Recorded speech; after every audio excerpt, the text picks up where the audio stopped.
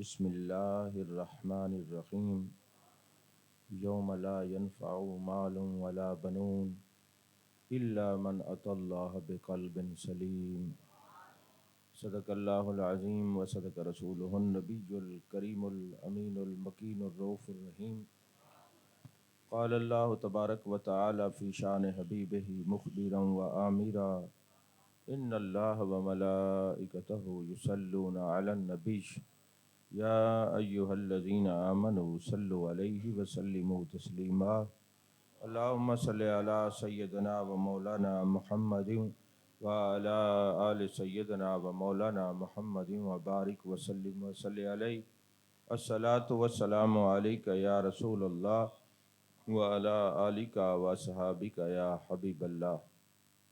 تمام تعریفیں اللہ تبارک و تعالیٰ کے لیے جو خالق کائنات بھی ہے، مالک ششجہات بھی، جو احد بھی ہے، صمد بھی ہے، جس کی شان لم یلد بھی ہے ولم یولد بھی۔ لا تعداد ہدیہ درود و سلام بارگاہ سید الانام، شفیع رحمت، والی امت، شاہ خوباں، جان جانا، شہنشاہ حسینہ، سید سروراں، سیاہ لا مکاں، تتمہ دوراں، سرخیل زہرہ جمالاں، رازدان ما اوہا، شاہد ما طغا، صاحب علم نشرہ، معصوم آمنہ، احمد مجتبیٰ حضرت محمد مصطفیٰ صلی اللہ علیہ وآلہ وصحبہ وبارک وسلم کی دربار ناز میں اپنی عقیدتوں، ارادتوں، محبتوں کا خراج پیش کرنے کے بعد، عزیزان محترم، سورہ شعراء کی 2 آیات بینات کو تلاوت کرنے کا شرف حاصل کیا ہے، جس میں اللہ جل مجدہ الکریم نے ارشاد فرمایا، قیامت کا ذکر ہوتا ہے کہ قیامت والے دن کون سی چیزیں کام آئیں گی اور کون سی چیزیں کام نہیں آئیں گی۔ فرمایا یوم لا ینفع مال ولا بنون، قیامت والے دن کوئی شے نفع نہیں دے گی، نہ مال نہ بیٹے، الا من اتی اللہ بقلب سلیم، مگر قلب سلیم جو اللہ کی بارگاہ میں لے کے آیا، یہ جو قلب سلیم ہے یہ کام آئے گا۔ یاد رکھیں، قرآن پاک کی جو آیات بینات ہوتے ہیں، ان کا جو نزول ہے وہ خاص ہوتا ہے، حکم عام ہوتا ہے۔ یہ جو قلب سلیم ہے یہ اللہ کا پسندیدہ دل ہے، جس کی کئی علامات ہیں۔ دل ایک ہوتا ہے تندرست اور ایک ہوتا ہے مریض دل، فی قلوبہم مرض، وہ دل کے اندر مرض رکھتے ہیں، اور جیسے جیسے ان سے محبوب کا ذکر ہوتا ہے، اللہ کا ذکر ہوتا ہے، فزادہم اللہ مرضا، ان کا مرض بڑھتا جاتا ہے۔ اب یہ ہے کہ ایک دل وہ ہے جو قلب سلیم ہے، وہ مومن کا دل ہے، اور وہ قلب سلیم اس لیے کہا گیا کہ جس دل کے اندر کفر نہیں ہوتا، منافقت نہیں ہوتی، اور وہ روحانی بیماریوں سے محفوظ ہوتا ہے، اس کو قلب سلیم کہتے ہیں۔ اب اس آیت کا شان نزول کیا ہے کہ کفار یہ کہتے تھے کہ ہماری اولاد کثرت سے ہے، ہمارے پاس مال کثرت سے ہے، ہمارے پاس چیزیں کثرت سے ہیں، یہ قیامت والے دن ہمارے کام آئیں گی۔ تو جان کائنات صلی اللہ علیہ وسلم کے خلاف جب انہوں نے مختلف زبان درازیاں کی اور یہ بتایا ہمارے پاس مال بہت ہے، ریوڑ بہت ہے، بکریاں بہت ہیں، خزانے بہت ہیں، ہماری اولاد بہت ہے، قیامت والے دن یہ کام آئیں گی، تو جب انہوں نے یہ کہا تو پھر یہ آیت نازل ہوئی کہ قیامت والے دن نہ مال کام آئے گا، نہ بیٹے کام آئیں گے، ہاں قلب سلیم کام آئے گا، قلب سلیم کام آئے گا۔ اور اس میں یہ بھی پتہ چلا کہ اگر کسی کی اولاد نیک ہو اور والد کا دل کفر والا دل ہو، بیماریوں سے بھرا ہوا دل ہو، تو اولاد کی نیکیاں قیامت والے دن کام نہیں آئیں گی۔ کام اس کے آئیں گی جس کے باپ کا دل، قلب جو ہے وہ قلب سلیم ہوگا، اور قلب سلیم نہیں ہوگا تو پھر ان کو کوئی چیز کام نہیں آئے گی۔ حضرت ابراہیم خلیل اللہ کے چچا جو ہے وہ اس کا نام ہے آزر آزر جو ہے وہ چچا ہے، اور تارخ جو ہے وہ حضرت ابراہیم خلیل اللہ کا باپ ہے۔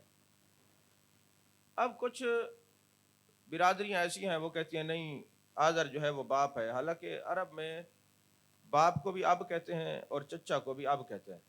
اب چونکہ میرا موضوع آزر اور تارخ کا نہیں ہے، آزر چچا ہے، تارخ حضرت ابراہیم خلیل اللہ کے والد ہیں۔ اور آزر کے بارے میں قرآن پاک نے یہ بتایا ہے کہ یہ بت پرست تھا اور یہ جہنم میں جائے گا۔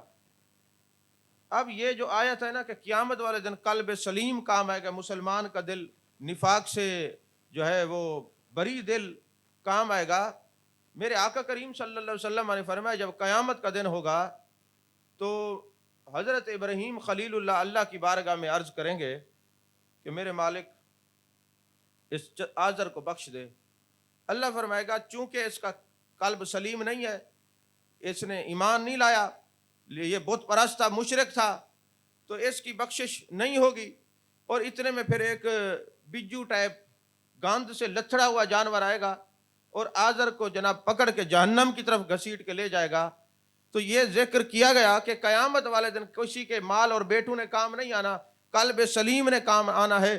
پتہ چلا قیامت والے دن جس کا کچھ کام آئے گا وہ مسلمان کا دل ہوگا۔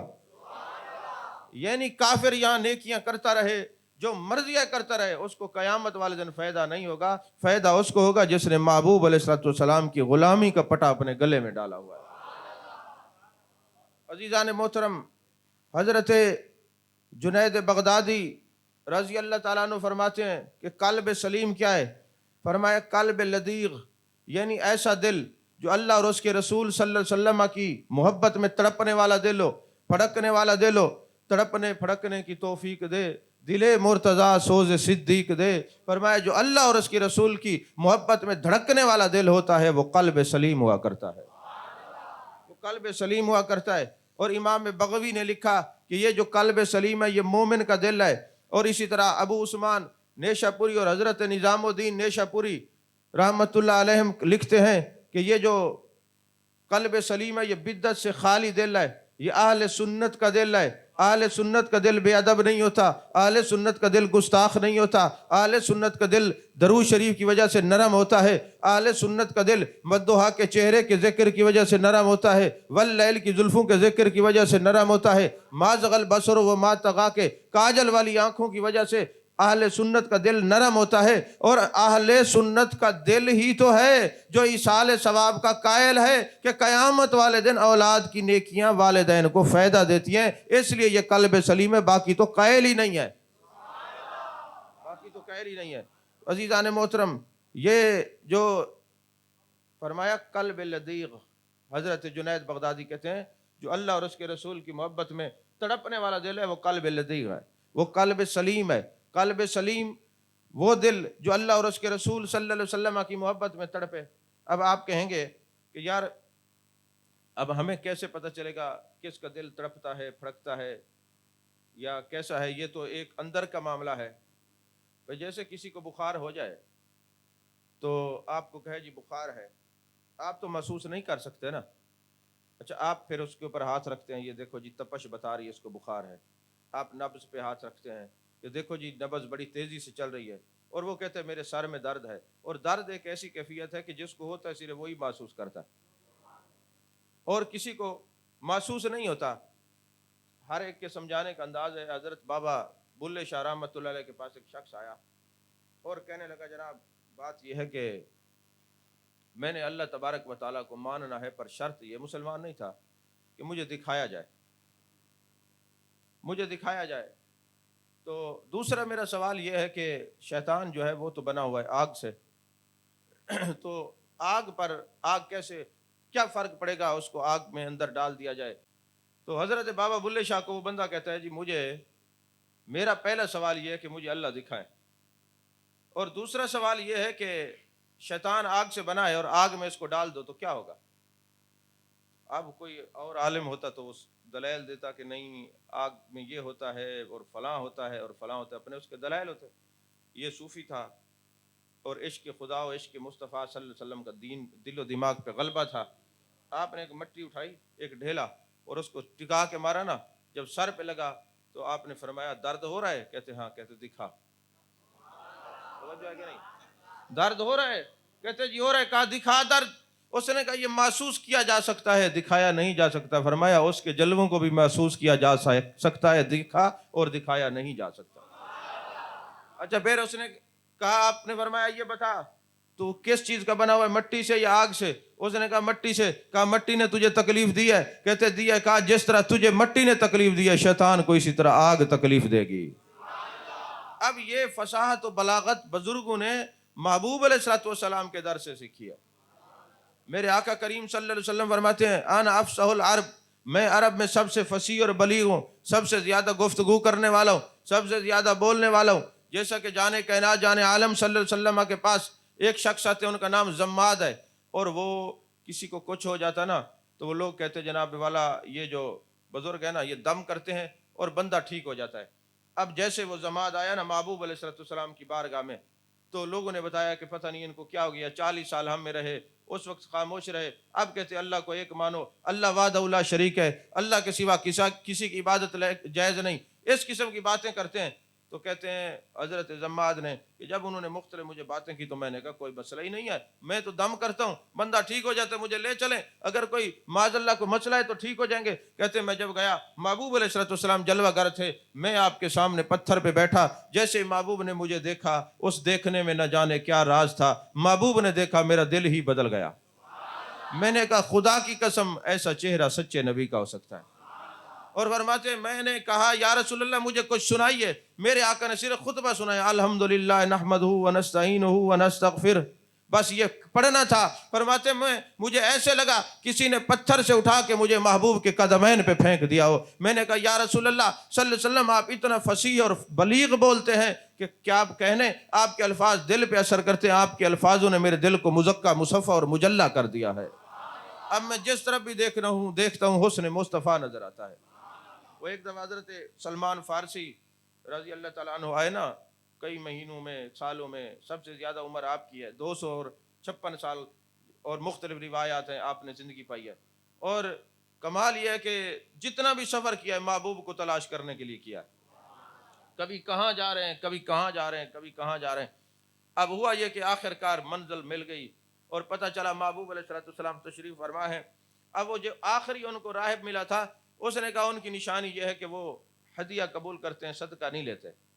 ان مہر نبوت ہے ان کے کندھوں کے اوپر. یہ اب وہاں سے کھجوریں لے کے آئے آخری، کیونکہ یہ طویل بات ہے.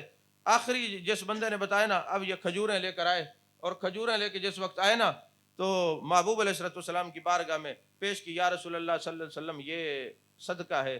آپ نے ہاتھ بھی نہیں لگایا، فرمایا لوگوں میں تقسیم کر دو، ہم صدقہ نہیں کھاتے. فرماتے محبوب نے فرمایا ہم صدقہ نہیں کھاتے. یہ پہلی بات پوری ہو گئی. اور پھر میں نے کہا حضور والا یہ ہدیہ ہے؟ فرمایا ہاں، اس میں آپ نے تناول فرمایا. دوسری بات پوری ہو گئی. میں نے کہا کسی طرح کوئی چادر سرک جائے اور محبوب کی مہر نبوت کا دیدار کر لوں. میرے آقا نے پھر چادر ہٹائی تو مجھے مہر نبوت نظر آئی. میں نے کہا منزل مجھے مل گئی. اب سوال یہ ہے کہ حضرت سلمان فارسی بولتے ہیں، میرے آقا علیہ السلام عربی بولتے ہیں، ماحول بھی عربی بولنے والوں کا ہے. میرے آقا نے ایک یہودی کو بلایا اور فرمایا سلمان آیا ہے فارس سے، فارسی بولتا ہے، ذرا اس کی بات کو سنو تو صحیح یہ کیا کہتا ہے. اب چونکہ وہ یہودی تھا، مسلمان تھا نہیں، اور مسلمان کا دل ہی چاہیے جو ودھا کے چہرے کا ذکر سنے اور خوش ہو جائے. کیونکہ آپ نے دیکھا کہ محبوب کا ذکر ہو تو مسلمان کا دل خوش ہوتا ہے. بلکہ اہل حدیث کے امام ہیں، انہوں نے شمامت الانبریاء کتاب لکھی ہے، نواب صدیق حسن بھوپالی ان کا نام ہے، مسلک اہل حدیث سے تعلق رکھتے ہیں. شمامت الانبریاء کتاب ہے، اس کے اندر وہ صفحہ نمبر 12 پہ لکھتے ہیں، جو کتاب میرے پاس موجود ہے. وہ کہتے ہیں محبوب علیہ السلام کا ذکر اپنے گھر میں روز کرنا چاہیے. محبوب کا ذکر روز کرنا چاہیے. روز نہیں کر سکتے ہفتے میں کرنا چاہیے، ہفتے میں نہیں کر سکتے مہینے میں کرنا چاہیے، مہینے میں نہیں کر سکتے 3 مہینے میں کرنا چاہیے، 6 ماہ میں کرنا چاہیے، ورنہ سال میں کرنا چاہیے. اور فرمایا جہاں محبوب کا ذکر ہو رہا ہو، ولادت کا ذکر ہو، میلاد کا ذکر ہو، آپ دیکھ لیں جس کا چہرہ کھلا ہوا نہیں ہے نا، اس کے سینے میں دھڑکنے والا دل کسی مسلمان کا دل ہو ہی نہیں سکتا. یہ کیسے ہو سکتا ہے؟ دل ہو اور دل میں محبوب کا ذکر آئے تو خوشی محسوس نہ ہو، یہ کیسے ہو سکتا ہے؟ عزیزان محترم، حضرت سلمان فارسی رضی اللہ تعالیٰ عنہ جب بولے فارسی زبان ہے، اور میرے آقا علیہ الصلوۃ والسلام کا یہ معجزہ ہے، کمال ہے، یہ فصاحت و بلاغت ہے۔ میرے آقا نے فرمایا یہودی کو بتا یہ کیا کہہ رہا ہے۔ اب وہ کہہ رہے تھے یا رسول اللہ میں یہاں سے چلا وہاں آپ کے لیے، وہاں پہنچا آپ کے لیے، وہاں پہنچا آپ کے لیے، تشریح کر رہا تھا۔ اب وہ ساری باتیں محبوب کی محبت کی تھی۔ یہودی میں تو دل میں محبت نہیں ہوتی نا، یہ تو مسلمانوں کے دل کا خاصہ ہے۔ اب اس نے جب سنا نا، اس نے کہا یا رسول اللہ صلی اللہ علیہ وسلم معاذ اللہ، آپ کی شان میں یہ تو تنقیص کر رہا ہے، آپ کی عظمت کو گھٹا رہا ہے۔ میرے آقا نے فرمایا گھٹا نہیں رہا۔ پھر میرے آقا نے فارسی بولی، پہلے بولا پھر ترجمہ کیا کہ سلمان فارسی یہ کہہ رہے نبی ہوتا وہ ہے جو ہر ایک کی بولی کو سمجھتا ہے۔ اگر ایسا نہ ہوتا تو سریکی والا سریکی میں اپنے محبوب کی نعتیں پڑھ رہا ہے، اردو والا اردو میں پڑھ رہا ہے، پشتو والا پشتو میں پڑھ رہا ہے، عربی والا عربی میں پڑھ رہا ہے، انگلش والے انگلش میں پڑھ رہے ہیں۔ اب محبوب نہ سمجھتے تو سارے تو اپنی اپنی بولی میں سمجھا رہے ہیں، نبی ہوتا وہ ہے جو سب کی بولی کو سمجھتا بھی ہے سنتا بھی ہے۔ تو پھر حضرت سلمان فارسی کا وہ الفاظ میرے آقا کریم صلی اللہ علیہ وسلم نے پہلے بیان فرمائے، پھر ترجمہ کیا۔ وہ یہودی عرض کرتے یا رسول اللہ صلی اللہ علیہ وسلم یہ تو جب مسلمان ہوں گے یہ آپ کا معجزہ دیکھ کے سب کی بولی بولنا، پھر سب کی بولی سمجھنا، یہ آپ کا معجزہ ہے۔ پہلے مجھے کلمہ پڑھائیں، پھر حضرت سلمان فارسی کو کلمہ پڑھائیں۔ اور پھر ایک مرتبہ ایسا بھی ہوا کہ میرے آقا کریم صلی اللہ علیہ وسلم نے مختلف علاقوں میں 6 اپنے صحابہ کو تعلیم دے کے بھیجا، وہاں تجارت بھی کرنی ہے اور دین اسلام کی تبلیغ بھی کرنی ہے۔ تو انہوں نے عرض کیا کہ ہماری تو زبان عربی ہے، ہم کیا کریں گے؟ میرے آقا نے لعاب دہن ڈالا ان کے منہ کے اندر اور فرمایا جب تم اس علاقے میں جاؤ گے جو وہاں کی بولی ہوگی تم بولو گے۔ اب یہ محبوب علیہ الصلوۃ والسلام کا معجزہ ہے۔ سریکی والا مر کے قبر میں جائے گا بولے گا عربی، پشتو والا مر کے جائے گا بولے گا، انگلش والا مر کے جائے گا بولے گا۔ اگر کوئی کہے کہ ہم یہ کیسے سمجھ جائیں کہ جو بھی محبوب کے سامنے آتا تھا، جو محبوب کی بولی ہوتی تھی وہی بولتا تھا، میں نے کہا قبر میں بھی جو محبوب کی بولی ہے وہی بولی جائے گی۔ من ربو کا، ما دینوں کا، ما کنت تقول فی ھذا الرجل، یہ معجزہ ہے محبوب کا، جہاں محبوب ہوں گے بولی بھی محبوب کی بولی جائے گی۔ توجہ ہے کہ نہیں ہے؟ تو عزیزان محترم، میرے آقا نے فرمایا جس علاقے میں جاؤ گے وہی زبان استعمال ہوگی، وہی بولی بولی جائے گی۔ وہ صحابہ کہتے ہیں یہ محبوب کا معجزہ ہے۔ جس علاقے میں جاتے تھے جو وہاں کی زبان تھی، عبرانی تھی تو ہم وہ بولتے تھے، سریانی تھی تو ہم وہ بولتے تھے، فارسی تھی تو ہم وہ بولتے تھے، چلے تھے اپنی زبان لے کر، اور وہاں پہ جب گئے تھے جو محبوب نے بولیاں سکھائی تھی وہی بولیاں بولتے تھے۔ اب عالم ارواح میں الارواح جنود مجندۃ، اب قیامت والے دن عالم ارواح، اللہ نے عالم ارواح کو کے اندر سب کی روحوں کو اکٹھا کیا، اور وہاں جس ملا وہ یہاں بھی ملے گا، جو وہاں نہ ملا یہاں نہیں ملے گا، وہاں جو وہ ذکر کرتا رہا یہاں بھی وہی کرے گا، جس کے ساتھ وہاں نسبت رہی یہاں بھی رہے گی۔ جب اس بخاری شریف کی حدیث کو پڑھتے ہیں اپنی قسمت پہ رشک آتا ہے، وہاں بھی والضحیٰ کے چہرے کے سیرے پڑھا کرتے تھے، یہاں بھی محبوب کی تعریفیں کرتے ہیں۔ وہاں بھی محبوب کی عظمت کی باتیں تھیں، یہاں بھی، کیونکہ حدیث صحیح ہے، میرے آقا نے فرمایا ہے، صحیح بخاری میں حدیث ہے کہ جو وہاں پہ ملا یہاں ملے گا، جو وہاں پہ ذکر ہوا یہاں بھی ذکر ہوا۔ میرے آقا کی روح مقدسہ تمام انبیاء کی روح کی پرورش کرتی تھی، میرے آقا کی روح مبارکہ تمام انبیاء کی ارواح کی استاد ہے، جو کچھ پڑھایا ہے وہی انبیاء نے آ کے لوگوں کو بتایا ہے۔ توجہ ہے کہ نہیں؟ تو اب حضرت سلمان فارسی نے عرض کیا کہ میں فارسی بولتا ہوں، یہ سارے عربی چلیں آپ تو سمجھ لیں گے، باقی جو میرے پیر بھائی ہیں جو آپ کے صحابہ ہیں وہ کیسے سمجھیں گے؟ میرے آقا علیہ الصلوۃ والسلام نے اب 2 روایت ہے، ایک روایت یہ میرے آقا نے اپنا لعاب دہن ان کے منہ میں ڈالا، وہ پھر عربی بولتے تھے۔ دوسرا یہ ہے کہ جبریل امی آئے، انہوں نے اپنا لعاب ڈالا، انہوں نے جناب والا کا عرض کی یا رسول اللہ صلی اللہ علیہ وسلم یہ لعاب اس کے منہ میں ڈالیں۔ جیسے ہی لعاب پہنچا حضرت سلمان فارسی عربی بولنے لگ گئے۔ عزیزان محترم، اب یہ جو دل کی کیفیت ہوتی ہے وہ یہ ہے کہ قلب سلیم ہو تو ہمیں کیا پتا یہ قلب سلیم رکھتا ہے۔ آپ تبیان القرآن اٹھائیں، علامہ غلام رسول سعیدی نے لکھا، آپ روح المعانی اٹھائیں، سید محمود بغدادی آلوسی نے لکھا، آپ جناب والا روح البیان اٹھائیں، علامہ اسماعیل حقی نے لکھا، آپ ضیاء القرآن اٹھائیں، پیر کرم شاہ الازہری نے لکھا، آپ جناب والا تفسیر بکری اٹھائیں، تفسیر سمرقندی اٹھائیں، تفسیر کشف الاسرار اٹھائیں، آپ تفسیر کاشف البیان اٹھائیں، آپ تفسیر اسرار البیان اٹھائیں، تمام تفاسیر کے اندر یہ بات موجود ہے، جس کے پاس قلب سلیم ہوگا اس کے اندر 10 نشانیاں ہوں گی۔ اب آپ اگر حاضر بیٹھے ہیں تو آپ کو یہ سمجھ میں آ گیا کہ قلب سلیم والے کو سب کچھ کام آئے گا۔ قرآن کی یہ حدیث نہیں ہے، قرآن ہے، اور سورہ شعراء کی آیت نمبر 88 اور 89 ہے، جس میں بتایا گیا کہ قیامت والے دن نہ مال کام آئے گا نہ بیٹے، ہاں الا من اتى اللہ بقلب سلیم، اس دن قلب سلیم، اور قلب سلیم کی 10 نشانیاں ہیں۔ کون کون سی؟ وقت بھی ختم ہو گیا، ابھی تمہید باندھ رہے تھے، صرف نشانیاں بیان کر کے گفتگو کو اختتام کی طرف لے جاتے ہیں۔ ویسے اس موضوع پہ پرسوں میں نے ڈی جی خان بھی گفتگو کی ہے، وہ اور تھی، آیت یہی تھی لیکن گفتگو اور تھی۔ تو پہلی نشانی کیا کہا؟ فرمایا قلب سلیم وہ ہے جن کے مال اور اولاد سے قیامت والے دن فائدہ ہوگا۔ کس کو؟ جس کے پاس قلب سلیم ہوگا۔ پہلی کون سی نشانی ہے؟ فرمایا مسلمان ہونے کے بعد اس دل میں ہمیشہ خوف خدا ہوگا۔ خوف خدا والے کا دل قلب سلیم ہوتا ہے۔ دوسری نشانی، رسول اللہ صلی اللہ علیہ وسلم کی محبت دن بدن اس کے دل میں بڑھتی جائے گی، اضافت ہوتی جائے گی۔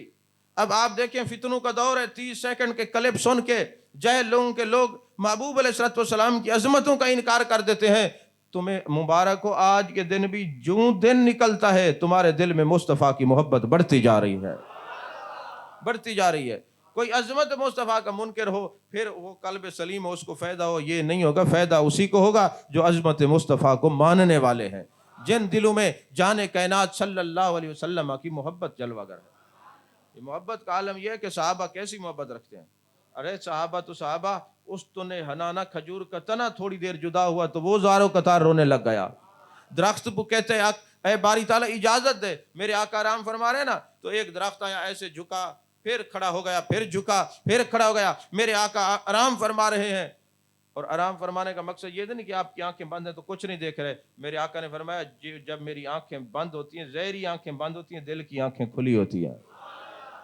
آپ سیرت حلبیہ اٹھائیں، اس میں یہ ہے کہ جب میرے آقا علیہ السلام کا شق صدر ہوا تو آپ کے قلب نازنی پہ 2 چھوٹے چھوٹے کان اور 2 چھوٹی چھوٹی آنکھیں تھیں۔ جبریل امین نے جب دیکھیں تو فرمایا یا رسول اللہ صلی اللہ علیہ وسلم، آپ کے جو دل کے اوپر آنکھیں اور چھوٹے چھوٹے کان مبارک ہیں، گویا آپ لوگوں کو دیکھتے ہیں تو دل کی آنکھوں سے دیکھتے ہیں، لوگوں کا درود و سلام سنتے ہیں تو دل کی آنکھوں سے، دل کانوں سے سنتے ہیں، دل کی کانوں سے سنتے ہیں۔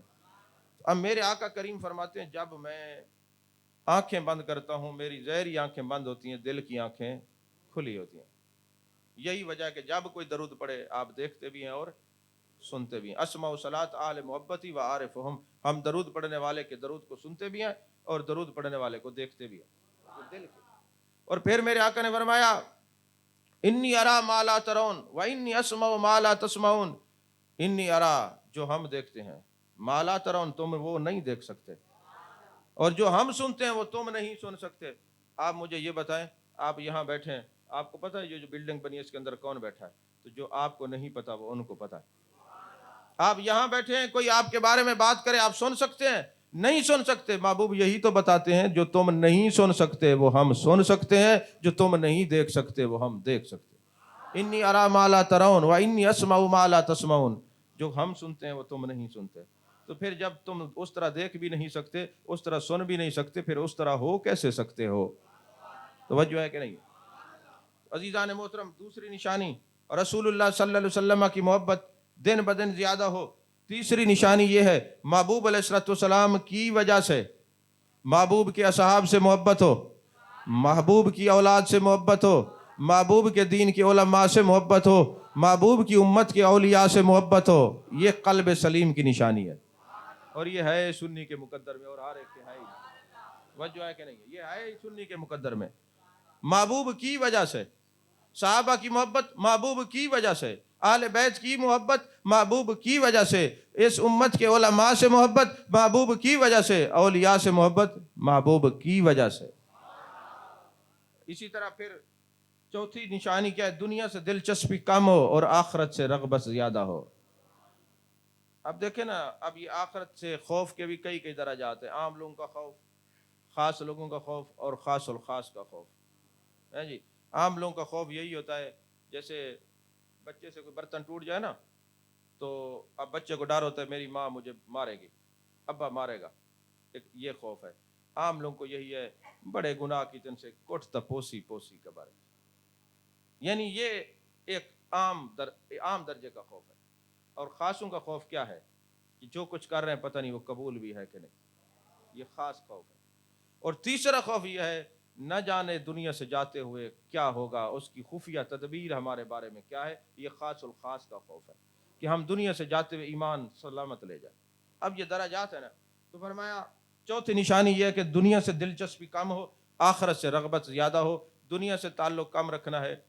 وہ جاتے نا حج اور عمرے پر، تو مجھے ایک مسئلہ سمجھا، وہ یہ تھا کہ ہم ایک دفعہ 2010 میں حج سے واپس آ رہے تھے اور حج سے میرے ساتھ تھے۔ اب مسئلہ یہ تھا کہ ہمارے پاس تھا ایک بیگ، جو ہمارے ساتھی تھے انہوں نے جناب والا بیگ گیز لیے ہوئے تھے اور پھر ایک دو تین لٹکائے ہوئے تھے۔ آگے جب گئے نا تو وزن کا مسئلہ ہوا تو انہوں نے کہا چٹی بھرو، چٹی ان کے پاس تھی نہیں، انہوں نے کہا سامان پھینکو۔ اب مسائل ہوئے۔ اب یہ منظر ہمارا کوئی 2-3 گھنٹے کا تھا جدہ کے اندر، تو وہ تو خیر دیکھتے رہے کہ سامان کے لیے وہ پریشان تھے۔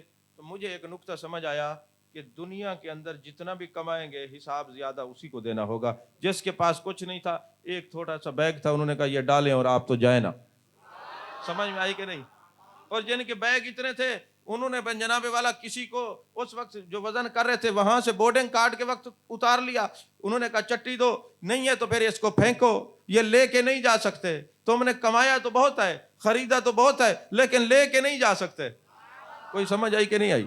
سمجھ اور کار نہیں لے کے جا سکتے۔ ہمارے پاس تو تھا ہی کچھ نہیں۔ انہوں نے کہا چلیں جی آپ اپنا بیگ پھینکیں اور سیدھے لاؤنج میں جائیں، آپ نہیں روک سکتے۔ یہی وجہ ہے جو دنیا میں کماتا زیادہ ہے حساب بھی اس کو زیادہ دینا ہوگا، جس کے پاس کچھ بھی نہیں ہوگا اس کو کہے گا چلیں۔ تو اب یہ سمجھنے والے کو ہر بات میں کچھ نہ کچھ سمجھ آتی ہے، اور نہ سمجھنے والے کو تو قرآن بھی پڑھ کے سنا دو تو کچھ نہیں سمجھ آتا۔ تو اب آخرت کی رغبت کس لیے زیادہ ہو؟ صرف اس لیے کہ قیامت برپا ہوگی اور قیامت میں ایک اعلان ہوگا، لوگو آؤ میرے محبوب کی زیارت کر لو۔ ہیں جی، مرنے کی خواہش، دعا منع ہے کہ موت کی جو ہے دعا نہ کرو میں مر جاؤں، لیکن تمنا ضرور رکھو۔ کس لیے؟ کہ یہ موت مٹاتی نہیں ہے، گنبد خضرا کے مکین سے ملاتی ہے۔ یہ مٹانے کے لیے نہیں آتی، یہ محبوب دو عالم صلی اللہ علیہ وسلم سے ملانے کے لیے آتی ہے۔ اور پھر جب قیامت کا دن ہوگا، یہ حدیث پاک ہے، آخرت میں صوفی کی رغبت اور ہے، عالم کی رغبت اور ہے، دنیا دار کی رغبت اور ہے۔ وہ کہتے ہیں کاش قیامت والے دن میری جان چھوٹ جائے۔ اب عالم کہتا ہے کہ محبوب میری شفاعت کر دیں، اور صوفی کہتا ہے جب قیامت کا دن ہوگا ساری زندگی جس رب کا ذکر کرتا رہوں اس کا دیدار ہو جائے۔ تربیت العشاء کی کتاب ہے تصوف کی، اس کے اندر ایک بڑی خوبصورت بات لکھی ہوئی ہے۔ اصل تو یہ مسند احمد کے اندر ہے حدیث پاک۔ قیامت کا دن ہوگا، کچھ لوگ بیٹھے ہوں گے اور اللہ تبارک و تعالیٰ فرمائے گا فرشتوں جاؤ ان کو کہو جنت میں جاؤ۔ وہ کہیں گے ہم نہیں جاتے، ہم نہیں جاتے۔ اللہ فرمائے گا ان کو نورانی زنجیروں سے جکڑو اور گھسیٹ کے جنت میں لے جاؤ۔ اب فرشتے نورانی زنجیروں سے ان کو جکڑیں گے اور گھسیٹ کے جنت میں لے جانے کے لیے جب زور لگائیں گے نا تو وہ ان سے ہلیں گے بھی نہیں، اور جب ہلیں گے نہیں تو اللہ فرمائے گا دیکھا میرے عاشقوں کی طاقت۔ پتہ چلا عشق میں طاقت ضرور ہے، دیکھا میرے عاشقوں کی طاقت۔ اب اللہ ان کو بتانا کچھ اور چاہتا ہے کہ جب ہم نے فرمایا تھا انی جاعل فی الارض خلیفہ، ہم زمین پہ نائب بنانے والے ہیں، تو تم نے کہا تھا من یفسد فیہا ویسفک الدماء نحن نسبح بحمدک ونقدس لک، ہم نہیں ہیں تیری حمد کرنے والے، یہ فتنے فساد پھیلائیں گے، خون کریں گے، لڑائی جھگڑے کریں گے، فسادات پھیلائیں گے۔ اللہ فرما رہے یہ وہ نہیں ہے فساد پھیلانے والے، یہ رہتے ان میں تھے مگر وہ نہیں ہے، رہنا اور ہے ہونا اور ہے۔ کوئی رہنا ان میں اور ہوتا ہے، کہنا کچھ اور ہوتا ہے۔ اب بھائی میرے ارد گرد سارے بٹھے پہ کام کرنے والے لوگ ہیں، تو کیا خیال ہے وہ حافظ تو نہیں ہے نا، عالم تو نہیں ہے، اللہ ماشاءاللہ ہوں گے، عالم بھی ہوں گے، لیکن ساتھ مدرسہ کے اندر بچے حافظ بھی بن رہے ہیں۔ اب کوئی کہے یہ جناب یہ رہتے بٹھے کے ساتھ ہیں، پر بٹھے والے نہیں ہیں، وہ ورکر نہیں ہے، کام کرنے والے نہیں ہیں، یہ قرآن پڑھنے والے ہیں۔ اب جو کام کرنے والے ان کی اپنی عظمت ہے. القاسب و حبیب اللہ، محنت مزدوری کرنے والا اللہ کا دوست ہے، اور قرآن پاک پڑھنے والا اللہ کا دوست ہے. درجہ ان کا بھی اعلیٰ ہے اور درجہ ان کا بھی اعلیٰ ہے، پر رہتے ایک ہیں پر ایک جیسے نہیں ہیں. یہ بات کو سمجھے نا، رہتے ساتھ ہی ہیں پر ایک جیسے نہیں ہیں. وہ اپنے مقام پہ اس سے تعلق رکھنے والے ہیں، وہ بچوں کی روزی کر کے اللہ کا قرب پانے والے ہیں، یہ کلام الہی پڑھ کے اللہ کا قرب پانے والے. فرمایا یہ رہتے ان میں تھے پر ان جیسے نہیں تھے. اب تم گھسیٹو نہ، چل جائے پتہ میرے عاشقوں کی طاقت کیا ہے. فرشتے عرض کریں گے میرے مالک یہ بڑے طاقتور ہے، ہم سے نہیں گھسیٹے جاتے. اللہ فرمائے گا پھر ان سے پوچھو چاہتے کیا ہو. بھائی تسا جو جوڑ کے بیٹھے ہوئے ویندے نہیں، وجہ کیا ہے؟ اب وہ پوچھیں گے تو وہ کہیں گے ہم نے نماز اس لیے نہیں پڑھی تھی کہ جنت میں جائیں گے، ہم نے روزے اس لیے نہیں رکھے تھے حور و قصور ملیں گے، غلمان ملیں گے، ہم تو اس لیے عبادت کرتے تھے. قل ان صلاتی و نسکی و محیای و مماتی للہ رب العالمین. ہم اس رب العالمین کے جلوے کو تک سکیں، ان کا دیدار کر سکیں. ہماری تو عبادت اس لیے تھی، اس یار کے لیے تھی. خوف جیسے ایک جیسا نہیں ہے نا، اسی طرح عبادت کا ذوق بھی ایک جیسا نہیں ہے. نہ خوف ایک جیسا ہے، نہ ذوق ایک جیسا ہے. کوئی عبادت کرتے گناہ بخشے جائے، کوئی عبادت کرتے جنت مل جائے، کوئی عبادت کرتے حور مل جائے. اور جب صوفی مصلی پہ کھڑا ہوتا ہے ان ساری چیزوں سے نظر ہٹا کے وہ خدا کی طرف نظر رکھتا ہے. میرے مالک تیرے دیدار کے لیے سب کچھ کر رہا ہوں، تیرے لیے سب کچھ کر رہا ہوں. اب قیامت کا دن ہوگا، اللہ فرمائے گا پوچھو ان سے کیا چاہتے ہیں. وہ کہیں گے ہم تو اس کے دیدار، اس کے جلووں کو تکنے کے لیے، ہم تو یار کا بکھڑا دیکھنے کے لیے یہ سب کچھ کرتے تھے. اللہ فرمائے گا پھر ان کو کہو ابھی دیدار ہوگا، تیار ہو جاؤ، حریم ناز کے پردے ہٹا دو. یہ پردے ہٹ جائیں گے تو پھر ایک صورت دکھائی جائے گی، اس کی اپنی شان کے مطابق دیدار ہوگا. پھر دیدار میں نہ جانے وہ دیکھ سکیں گے یا کیا ہوگا. اس پہ محدثین خاموش ہے، پر اتنا ضرور ہے السلام علیکم یا اہل الجنہ، تم پر سلام ہو جنت والو. یہ آواز سننا ہوگا. وہ عاشق جو ہوں گے ان پر ایک کیفیت طاری ہوگی، وہ عالم واجد میں جنت میں چلے جائیں گے. اب یار کا دیدار ہو گیا جس مقصد کے لیے بیٹھے تھے. السلام علیکم یا اہل الجنہ، یہ الفاظ سن کے ان پر کیفیت طاری ہو جائے گی، کیونکہ آپ کی کیفیات ادھر ہیں اور ان کی کیفیات ادھر تھیں.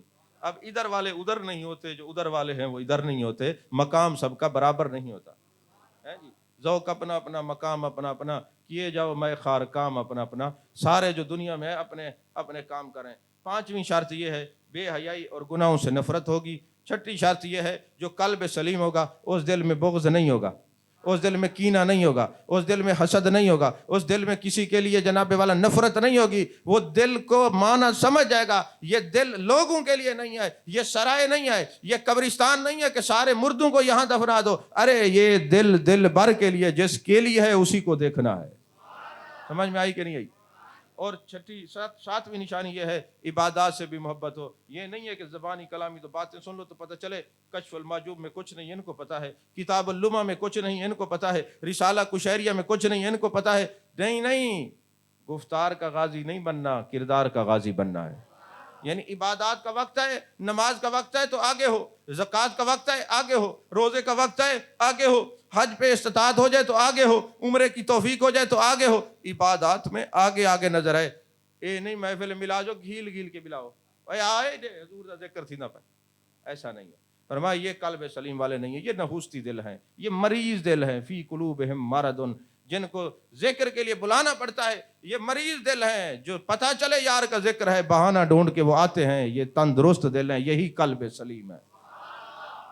اور 8ویں شرط کیا ہے؟ ہر مسلمان سے خیر خواہی کرنے والا، کوٹ کے اس کی طبیعت میں خیر خواہی، کوٹ کے. اب دیکھیں نا ہمارے معاشرے میں 2 قسم کے بندے ہوتے ہیں. کسی کا نقصان ہو جائے نا تو کئی دن تک پریشان رہتے ہیں، یار ایسا نہیں ہونا چاہیے، ایسا نہیں ہونا چاہیے. یہ بھی ایک دل ہے، ایک دل ہے چنگا تھا انہیں نال تھی وے آئی میں، اور صاحب کو پہلے پتہ ہی میں تھی یہ مریض دل ہے. اب 2 قسم کے ہو گئے نا دل. اور 9ویں یہ ہے اشار بھی ہو اور اخلاص بھی ہو. یعنی اشار کا معنی کیا ہوتا ہے؟ آپ روٹی کھا کے بیٹھے ہیں نا تو کوئی آ گیا آپ نے روٹی اٹھا کے دے دی، یہ اشار نہیں ہے، یہ صدقہ ہو سکتا ہے، خیرات ہو سکتا ہے، کچھ ہو. اشار کیا ہے؟ آپ کے پاس روٹی اتنی ہے، آپ کو بھوک لگی ہے، کھانا چاہتے ہیں، کسی نے سوال کر دیا اس کو اٹھا کے دے دیا، یہ اشار ہے. اور پھر اشار کے ساتھ اخلاص بھی ہو، یعنی اللہ کی رضا کے لیے، یہ جو کچھ میں نے کیا اس کو راضی کرنے کے لیے کیا ہے. اور 10ویں شرط یہ ہے کہ کسی سے نیکی کر کے بدلے کی توقع نہ رکھے. یہ نہیں کہ میں نے ایسے نیکی کیا تو میں جاؤں گا میرے لیے کھڑا ہو جائے گا, نیکی کیا میرے ہاتھ چومے گا, نیکی کیا ایک ایک کو بتائے گا, اے فلاں حاجی صاحب نے, او ملک صاحب نے, چودھری صاحب نے, پیر صاحب نے, حافظ صاحب نے, مولوی صاحب نے, خان صاحب نے یہ کیا. نہیں نہیں, کہتے نیکی کر کے توقع نہ رکھے بدلے کی, پھر چپ رہے, کیونکہ کی جو اس کے لیے وہ دے گا نا. جس کے لیے کیا ہے وہ تو دیکھتا ہے, بندہ تو نہیں دیکھتا. تو یہ قلب سلیم کی نشانیاں ہیں. اللہ تبارک و تعالی ہم سب کو قلب سلیم عطا فرمائے. آمین. وآخر دعوانا الحمدللہ.